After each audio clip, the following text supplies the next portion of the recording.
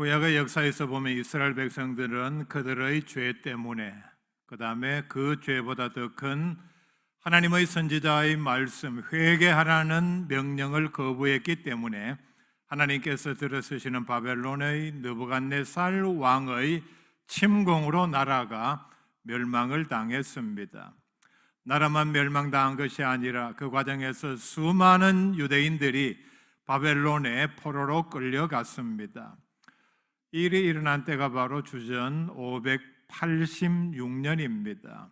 그리고 얼마 있지 않아서 바벨론은 다시 페르시아에 의해서 멸망을 당했습니다. 자연 이스라엘은 바벨론의 식민지 지배에서 페르시아의 식민지 지배를 받게 되었습니다. 성경에 다 나오는 역사이고, 그리고 우리가 세계사에서 다 배운 내용들입니다. 성경에서는 페르시아를 바사라고 표기를 합니다. 저는 그냥 페르시아라고 제가 말씀을 드리도록 하겠습니다. 오늘 말씀에 나오는 에스라는 제사장으로서 참으로 경건하게 하나님의 말씀대로 살기를 힘쓰고, 그리고 하나님의 말씀, 율법에 정통한 사람이었습니다. 그가 신실했고 하나님을 섬기는 믿음이 특별했기 때문에 이방의 페르시아에서 아닥사스다 왕의 총애를 받는 그런 고위직까지 올라갔습니다. 이런 과정 가운데서 하나님의 은혜로 많은 이스라엘 백성들이 고국으로 돌아가기 시작했습니다. 이 일 역시 하나님께서 때가 되셔서 예정하신 대로 이제 이스라엘 백성들을 예루살렘으로, 이스라엘로 돌려보내는, 그래서 나라를 다시 새롭게 시작하는, 완전한 독립을 이루지는 아니했지만은 자치적으로 서로를 이렇게 돌보며 또 다스릴 수 있게 허락을 해주었습니다. 이런 일들이 있자 에스라도 아닥사스다 왕에게 예루살렘으로 돌아가게 해달라고 간청을 했습니다. 아닥사스다 왕은 이 일에 대해서 허락을 했고, 여기에 더해서 느부갓네살 왕이 예루살렘 성전에서 빼앗아온 금과 은으로 만들어진 그릇까지 가져갈 수 있도록 돌려주었습니다. 전적으로 하나님의 역사입니다. 하나님께서 때가 되시니까 이렇게 포로된 이스라엘 백성들을 예루살렘으로 돌려보내는 놀라운 역사를 일으키고 계십니다. 고국으로 돌아가는 에스라 일행은 적어도 숫자가 9,000명 정도 되었을 것으로 추측을 합니다. 그리고 페르시아에서 예루살렘까지 이동 거리는 조금 둘러가는 이런 형태였기 때문에 요즘 거리로 한 2,000km 정도 걸어가야 하니까 결과적으로 뒤에 보면은 전체 시간은 넉 달 정도 걸렸습니다. 그러니까 가족이 이렇게 전체가 9,000명이 모여서 가니까 매우 먼 힘든 길이었고, 그리고 위험한 여정이었습니다. 이런 여정 가운데서 여정을 시작하기 전에 에스라 일행이 제일 먼저 무엇을 했는가? 에스라 일행이 무엇을 했길래 23절 말씀에 보면은 하나님의 응낙하심을 입었다. 그들이 하나님께 드린 금식 기도의 결과 응답하심을 입었고, 31절 말씀 뒷부분에 보면은 우리 하나님의 손이 우리를 도우사 대적과 길에 매복한 자의 손에서 건지시니라 말씀을 합니다. 에스라 일행이 제일 먼저 어떤 일을 했길래 하나님께서 이런 놀라운 기도의 응답과 함께 전체를 지켜주시는 은혜와 보호해 주시는 은혜를 체험했는가? 오늘 우리에게 주시는 교훈, 그리고 은혜 받는 귀한 계기가 될 수 있기를 바랍니다. 페르시아에서 예루살렘까지 거리는 걸어서 2,000km의 먼 거리였습니다. 그리고 9,000명의 많은 가족들이 이동하기에는 사실상 불가능한 거리입니다. 21절 말씀에 보면은 어린아이들이 있었고 노약자가 있었다, 우리가 추측할 수 있습니다. 그리고 많은 은과 금과 같은 그릇, 귀한 보물들이 그들 수중에 있었습니다. 매우 위험합니다. 곳곳에 강도들이 매복을 했고, 그리고 적군들이 이렇게 숨어서 지나가는 행렬들을 습격해서 사람을 죽이고, 쓸만한 사람들은 노동력으로 쓰기 위해서 종으로 끌고 가고, 물건을 빼앗고, 그리고 필요 없는 사람들은 다 죽이는 그런 때였습니다. 에스라는 아닥사스다 왕의 총애를 받는 위치에 있었습니다. 이 길을 안전하게 통과하는 가장 확실한 방법은 그 당시 세계의 패권 국가인 최강대국인 페르시아의 군대가 지켜주는 것이었습니다. 에스라가 아닥사스다 왕에게 총애를 받는 위치에 있었기 때문에 요청만 하면은 군대의 보호를 충분히 받을 수 있었습니다. 이름에도 불구하고 에스라는 어떻게 했는가? 오늘 읽은 말씀 가운데서 보면은 또 앞에 말씀에 나옵니다. 그냥 출발을 했습니다. 21절 말씀에 아하와 강이라는 곳에 도착을 했습니다. 아하와 강가에 도착을 했는데, 강만 건너면 본격적으로 위험한 여정이 시작되는 곳이었습니다. 이곳에서 에스라 일행은 모든 걸음을 멈추고 한 일들을 우리가 돌아볼 수 있기를 바랍니다.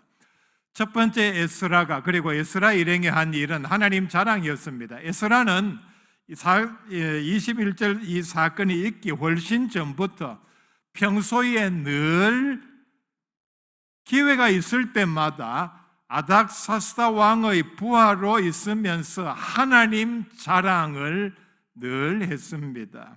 22절 말씀 앞부분에 나옵니다. 이는 우리가 전에 왕에게 아뢰기를 우리 하나님의 손은 자기를 찾는 모든 자에게 선을 베푸시고, 기회가 있을 때마다, 사실 이게 매우 어려운 일입니다. 요즘도 부하가 상관에게 이런 얘기하기가 힘드는데, 그 당시는 에스라는 유대인이었고 식민지 지배를 받는 종의 포로의 입장에서 식민지 지배를 하는 이방 왕 앞에 늘 자기가 섬기는, 분명히 아닥사스다 왕도 섬기는 우상이 있었을 것입니다.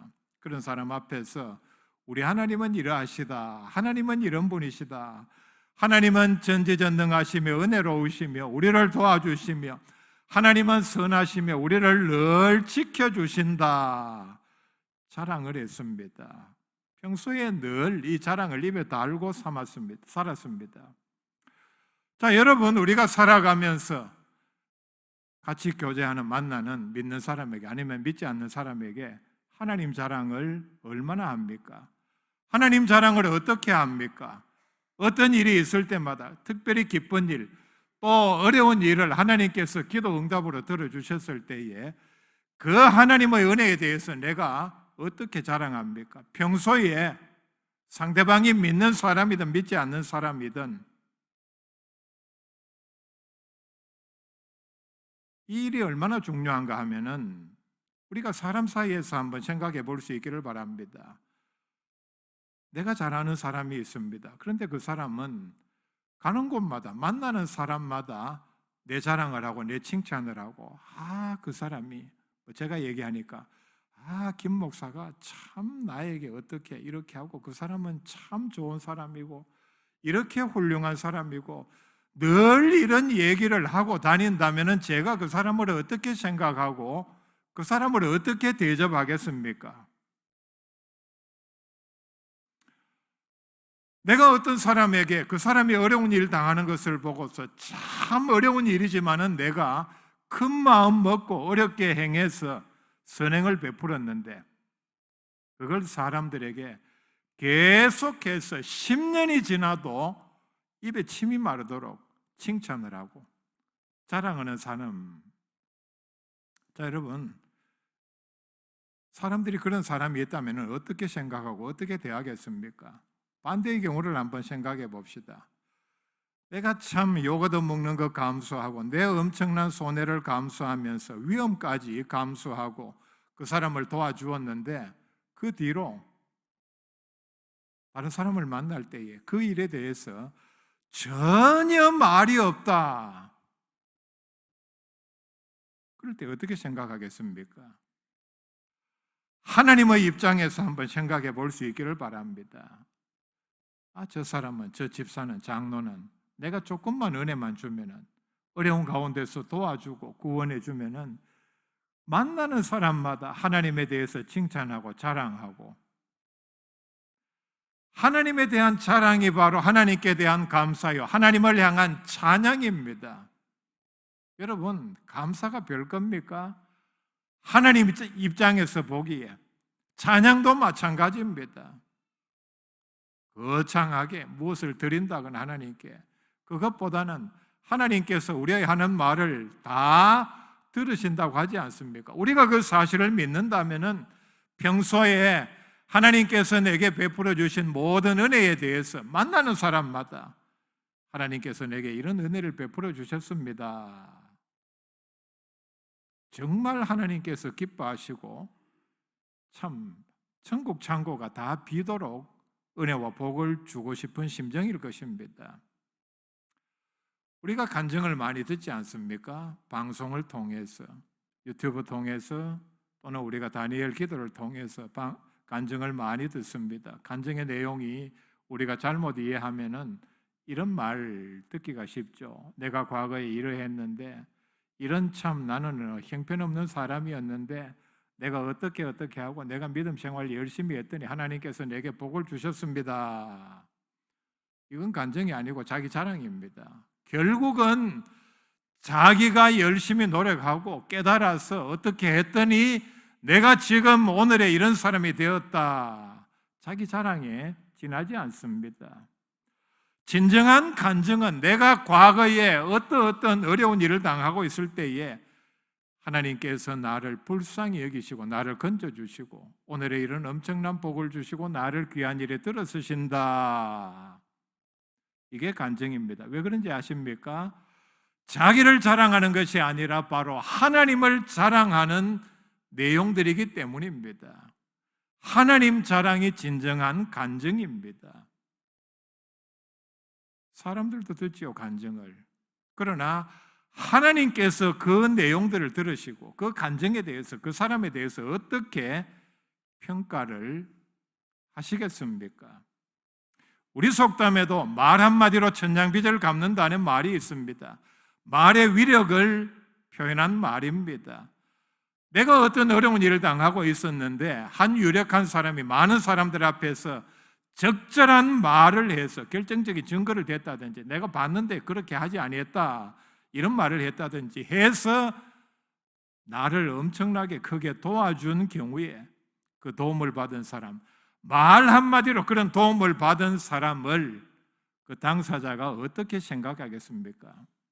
말의 위력이 그만큼 크고 그만큼 고맙게 생각한다는 얘기입니다. 여러분, 우리가 사람 사이에서도 말 하나 잘 해주었을 때에, 내가 그 얘기를 들었을 때에 정말 그 사람 고마운 사람이구나, 그 사람이 내게 천냥빚을 졌더라도 그 빚, 당신이 나에게 이런 고마운 일을 해주었으니까 그 빚 없는 걸로 합시다, 그런 내용입니다. 하물며 하나님께서 우리의 하는 말을, 즉 하나님께 감사하고 하나님을 칭찬하고 하나님을 자랑하는 말을 하나님께서 들으셨을 때에 그 말을 한 그 사람을 향한 그 하나님의 마음이 어떠하겠느냐 하는 내용입니다. 두 번째, 본격적으로 에스라는 하나님께 간구를 했습니다. 21절 말씀에 페르시아에서 출발을 해서 9일 만에 아와 강가에 도착을 했습니다. 매우 바쁜 여정이죠. 넉 달이 걸리는 여정이고 힘들고 매우 고단한 여정에서 뜻밖의 에스라는 상식적으로 이해할 수 없는 조치를 취합니다. 모든 여정들에게 걸음을 멈추고 3일간의 금식 기도를 선포합니다. 금식 기도의 목적은 스스로 겸비하여 생명과 소유를 지켜달라고 기도하기 위함입니다. 시점이 어떻습니까? 여정에서 이제 본격적인 여정을 시작하는 때입니다. 국경선으로 보입니다. 강만 건너면은, 그러니까 페르시아의 어떤 치안 범위가 벗어나는 그런 장소로 들어갑니다. 매우 위험합니다. 그리고 이들 일행 모두가 나면서부터 이방 나라에서 포로 생활을 했고 이제 먼 길을 가야 합니다. 얼마나 빨리 고국으로 돌아가고 싶었겠습니까? 더구나 에스라서 앞장에 보면은 먼저 도착한 일진이 이미 성전 재건을 완성하고 그 다음에 제사를 시작했다는 소식을 들었을 때에 성전에서의 제사를 생명처럼 여기는 사람들이었기 때문에 빨리 가서 성전에서 제사를 드리고 싶은 마음이 간절했을 것입니다. 매우 조급한 마음으로 빨리 가야지, 빨리 가서 예루살렘 성전에서 우리가 이곳 페르시아에서 포로 생활을 하느라고, 노예 생활을 하느라고 드리지 못했던 제사를 하나님께 빨리 올려야지 하는 엄청난 그 걸음을 재촉하는 마음들이 있었을 것입니다. 빨리 가고 싶은 마음이 간절한데 오히려 걸음을 멈추었습니다. 오히려 금식 기도를 합니다. 무슨 얘기입니까? 사람의 도움을 구하지를 아니했습니다. 22절 말씀 뒷부분에 보면은 에스라가 평소에 아닥사스다 왕에게 늘 한 말이 이것입니다. 요약하면은 하나님께서는 하나님의 자녀된 우리들을 지켜주십니다. 어려운 일 당하지 않도록 위급할 때 도와주시고 하나님은 우리를 지켜주신다. 늘 그런 말들을 했습니다. 그렇기 때문에 22절 말씀 뒷부분에 보면은 길에서 적군을 막고 우리를 도울 보병과 마병을 왕에게 구하기를 부끄러워하였음이라 말을 하고 있습니다. 그 이유가 그것입니다. 도움만 구하면은 아닥사스다 왕이 엄청난 군대로 우리를 호위해 주실 것인데 우리가 늘 또 에스라는 하나님은 우리를 지켜주신다 말을 했기 때문에 그런 상황에서 병력을 구하는 것은 부끄러운 일이라 생각을 했습니다. 내가 말만 하면 얼마든지 도움을 구할 수 있는데 그렇게 하지 아니하고 하나님만 믿고 의지하고 위험한 길을 떠납니다 하는 믿음의 결단입니다. 우리는 여기에서 평소에 이 에스라의 한 말과 행동이 일치하는 것을 볼 수 있습니다. 자, 여러분 이 대목에서 이방왕 아닥사스다 왕의 입장에서 한번 생각해 볼 수 있기를 바랍니다. 아닥사스다 왕이 볼 때 에스라는 기회가 있을 때마다 자기에게 와가지고 하나님 자랑을 늘 했다는 말이죠. 하나님은 위대하시고 전지전능하시고 우리를 지켜주시고 위기에서 구해주십니다. 자랑을 했습니다. 그런데 이제 일생일대의 결정적인 순간에 에스라가 만약에 왕에게 와서 왕이시여 우리가 왕의 은혜로 이제 예루살렘으로 돌아가게 되었습니다. 아시다시피 먼 길이요 우리는 숫자도 많고 어린 생명도 있고 그리고 금은 보화도 많이 가지고 있습니다. 위험한 길이지 않습니까? 곳곳에 적군 그리고 도적대 강도들이 위협하고 사람을 죽이고 물건을 빼앗아가는 이런 곳 아닙니까? 그러니 막강한 페르시아 군대를 동원해서 우리를 예루살렘으로 가는 길까지 지켜주시면 좋겠습니다. 요청했다면은 아닥사스다 왕이 어떻게 대답을 했겠습니까? 아니, 너희 하나님이 지켜주신다며 이런 대답할 것이 뻔하지 않습니까? 그렇기 때문에 그가 평소에 하나님 자랑한 대로 이방 왕에게 군대의 도움을 구하기를 부끄러워하였습니다. 오늘 우리는 주변에서 쉽게 구할 수 있는 사람의 어떤 도움, 사람의 힘 또는 우리가 중병이 들었을 때에 쉬운 의술의 방법만 찾다 보니까 하나님께서 역사할 기회를 다 빼앗아 버리지는 않는지 우리가 돌아보아야 합니다. 하나님께서 보시기에 성도들이 특별히 사랑하는 성도가 어려운 일에 지금 접어들었습니다. 하나님께서는 기도만 하면 얼마든지 도울 용의가 되어 있는데 기도하나 싶었는데 기도는 조금만 하고 보니까 사람에게 다른 데 가서 도움을 얻어서 다 해결을 하고 말더라. 하나님의 한탄이 아니겠습니까? 자, 그렇다면 우리는 실생활에서 가까이 있는 모든 사람들의 도움을 외면하고 얼마든지 주변에서 그런 도움을 얻을 수 있는데 하나님께 그러면 기도만 하면 되는가 하는 의심이 여러분 들 것입니다. 여기에 대해서 에스라 뒤에 나오는 책이 바로 느헤미야입니다. 13년 뒤에 느헤미야가 유대 지역 총독으로 부임할 때에 느헤미야 2장 9절 말씀에 왕이 군대 장관과 마병을 보내어 나와 함께 하시기로, 느헤미야는 페르시아 군대의 호위 속에 예루살렘에 도착을 했습니다. 우리가 이 대목을 보면은 느헤미야도 하나님께서 쓰시는 위대한 지도자입니다. 그리고 성벽을 그 단시간 안에 완공을 하고 그리고 백성들을 한 곳으로 모으는, 그리고 영적인 엄청난 집회를 연 것을 보면은 하나님께서 들어쓰시는 엄청난 능력의 지도자임이 분명합니다.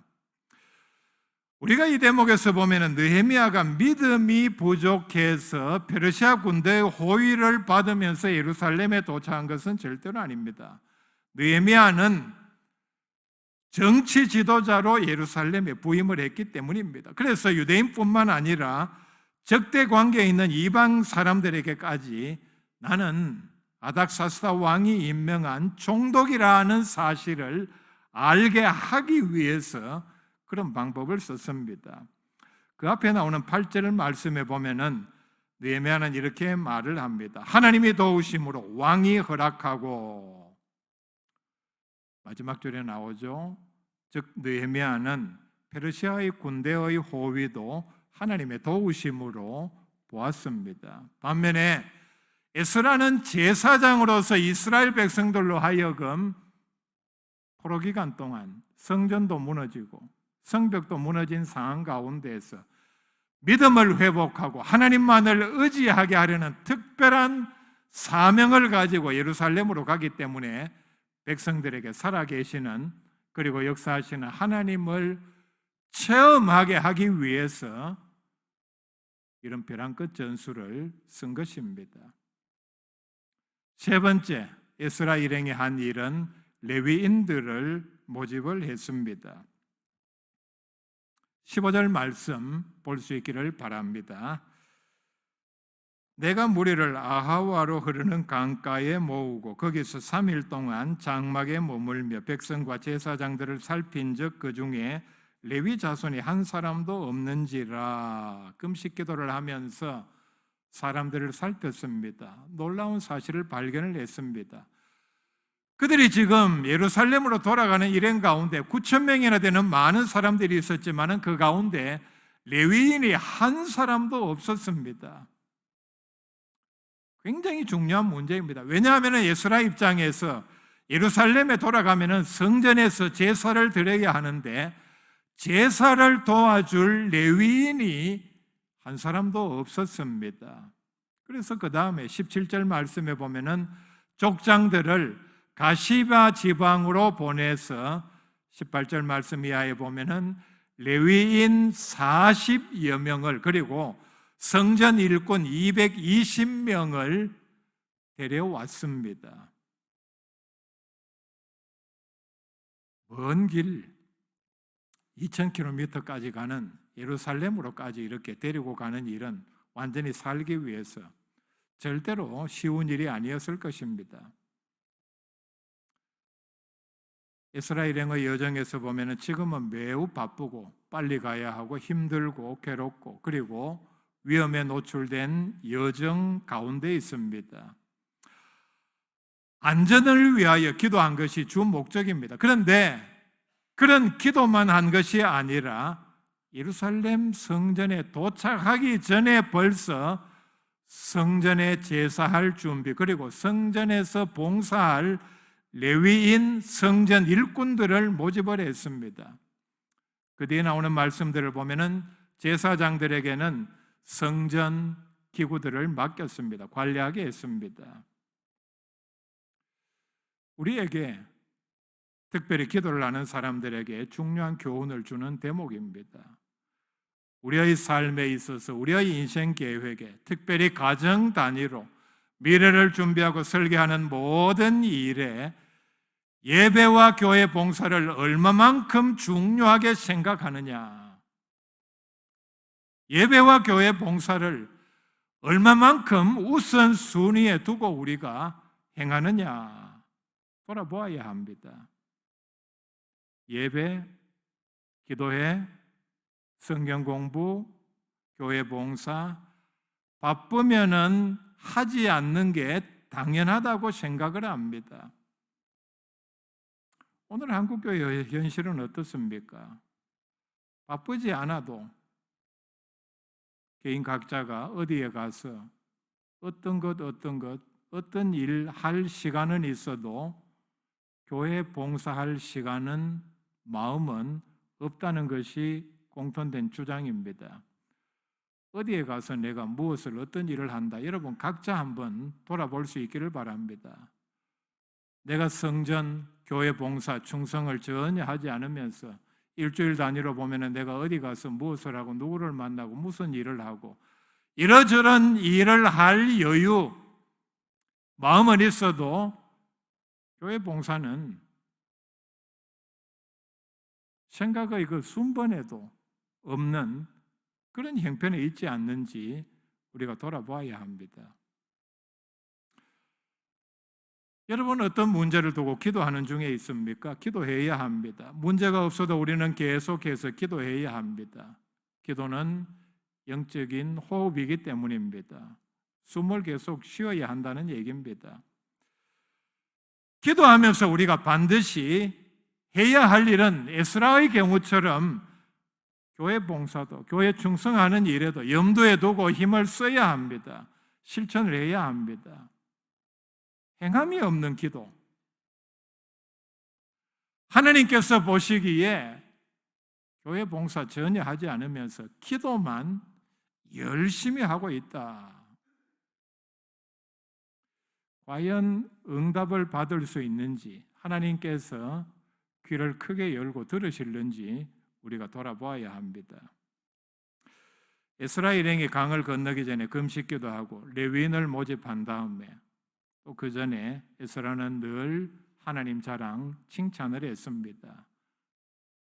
하나님은 어려울 때 우리를 도와주신다, 지켜주신다.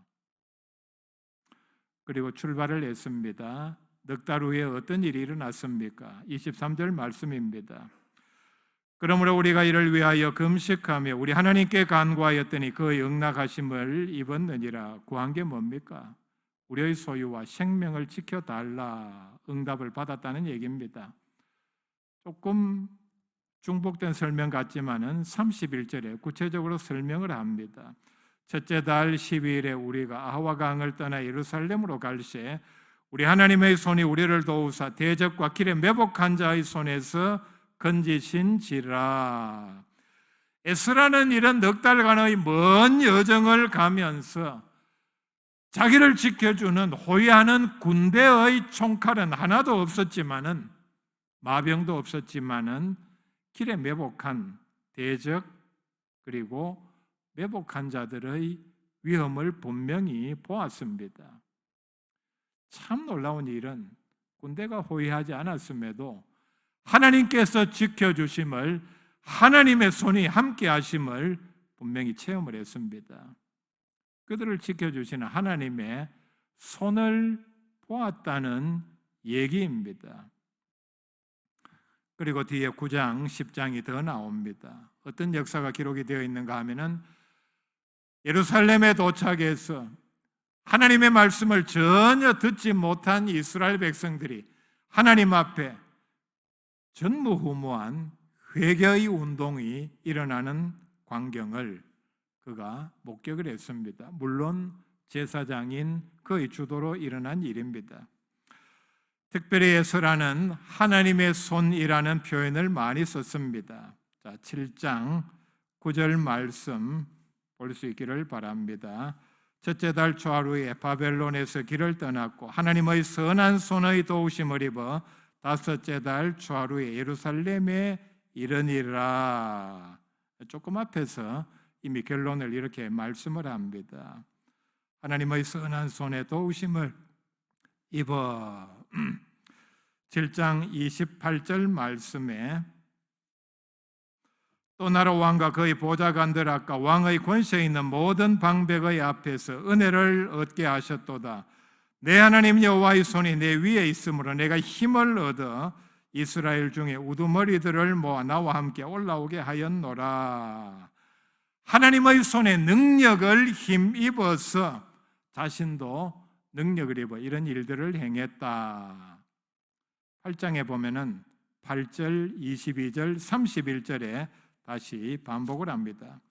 8장 8절 말씀 봅시다.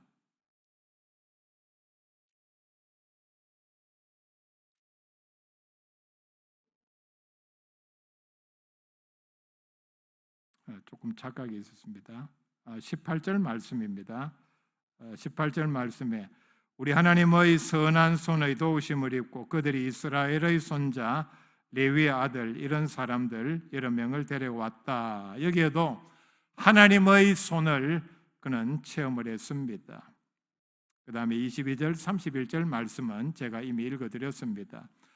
하나님의 손은 하나님의 능력, 하나님의 도우심 그리고 보호하심, 구원을 가리킵니다.